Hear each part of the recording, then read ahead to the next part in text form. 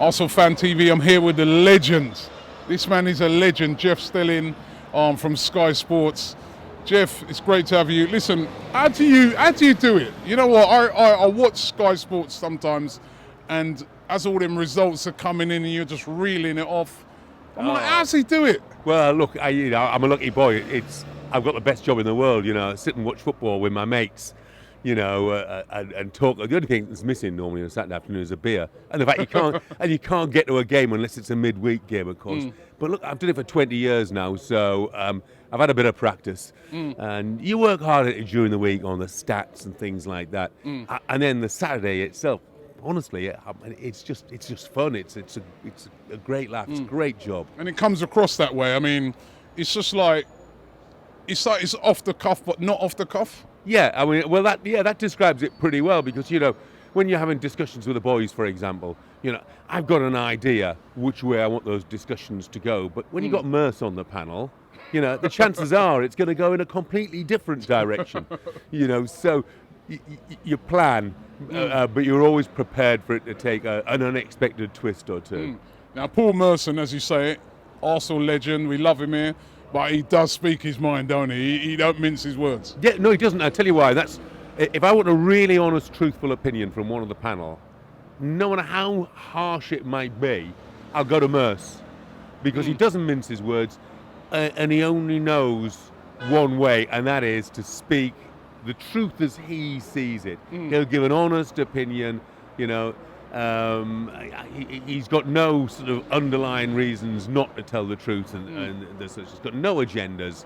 So he goes for it. So that's, if there's a really hard question, I usually ask it to him, But he loves Arsenal, even though he's attacked Wenger earlier this season, attacked the club a bit. But I think it's because of his passion. He just wants us to do well. It's like every Arsenal fan. It's the frustration, of thinking this is going to be the year, this is going to be the year, Sanchez is here, we've spent money, this is going to be the year. And when he sees it go wrong, he feels the same frustration as every Arsenal fan feels. Now, let me ask you about Arsenal. What have you made of Arsenal this season? Well, up and down. Some fantastic performances. Go to Man City and win. Go to Man United and win in the FA Cup. Absolutely fantastic. But, I remember the performance at White Hart Lane, against Spurs. Don't mention that. Yeah, and more particularly, I was here for the first leg against Monaco. And you just think, well, how can that happen? The guys I was with, the pundits in the studio, I mean, hand on heart, I think we all thought that Arsenal would win 3 or 4. And maybe that was the problem, maybe the boys who went out that night thought they would win. In the back of their minds, thought they would win 3 or 4. I mean, I know we said that footballers shouldn't be complacent, but I mean, it's inevitable they will be in some ways. You've got to have that thought, this is a great draw for us, we should cruise this. Any chance they can turn it round? Funnily enough, I think there is. Honestly, be honest. That is absolute honesty. I think that night Monaco played as well as they possibly can. As well as they possibly can. And Arsenal certainly didn't. If Monaco are a bit below that level in the second leg, Arsenal, we know what they can do. We know the talent. We know they can score goals, for goodness sake. So with any other side, I think I'd have written them off by now. But yeah, I genuinely think they could go there. I'm kind of feeling good now. We're going out there, and you know what? I was thinking, what's the point? But you take me with you if you like. No, I think they've got.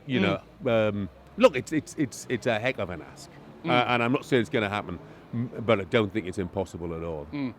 Now listen, I know you're doing a lot of stuff with Carlsberg. Tell us about that. This punditry thing is brilliant. I heard some guys in there earlier. They were fantastic. Yeah, you're after your job, mate. Yeah, exactly. Well, they're after somebody's job. Not mine so much. I tell them they're after the Moose's job and talk sport. Really, that ain't hard, is it? Yeah, it's look. I was lucky when I first got into radio and TV and football and such like. I was a Sunday morning footballer, no more than that. Used to call me Chopper Stelling.